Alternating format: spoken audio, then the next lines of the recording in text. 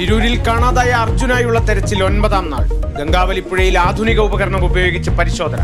തെരച്ചിൽ നടത്തുക ലോഹവസ്തു സാന്നിധ്യം കണ്ടെത്തിയ ഭാഗത്ത് ഇന്ന് കണ്ടെത്തുമെന്നാണ് പ്രതീക്ഷയെന്ന് സഹോദരി ഭർത്താവ് ജിതിൻ.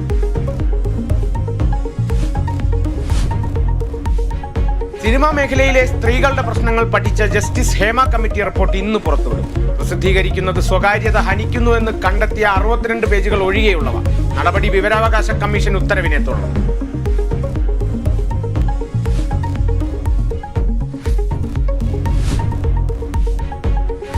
അമയിഴഞ്ചാൻ തൊട്ടിലെ മാലിന്യ പ്രശ്നത്തിൽ നടപടി. ഹെൽത്ത് ഇൻസ്പെക്ടർ കെ ഗണേശിനെ സസ്പെൻഡ് ചെയ്തു.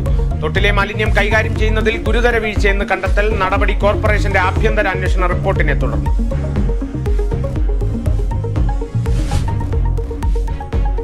ഇടുക്കി മറയൂരിൽ ജനവാസ മേഖലയിൽ വീണ്ടും കാട്ടാനക്കൂട്ടം. നിർമ്മാണത്തിലിരുന്ന റിസോർട്ടിന്റെ ഗേറ്റ് തകർത്തു.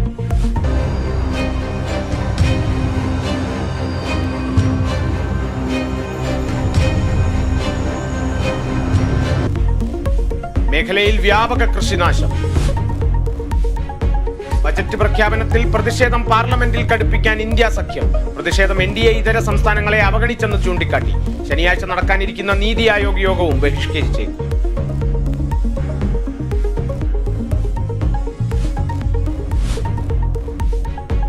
ഡൊണാൾഡ് ട്രംപിനെതിരെ രൂക്ഷ വിമർശനവുമായി American vice president Kamala Harris. ക്രിമിനലുകൾക്കെതിരെ പോരാടിയ തനിക്ക് ട്രംപിനെ നന്നായി അറിയാമെന്ന് പരാമർശം. വിമർശനം മിൽവാക്കിയയിലെ ആദ്യ തെരഞ്ഞെടുപ്പ് പ്രചരണ യോഗത്തിൽ.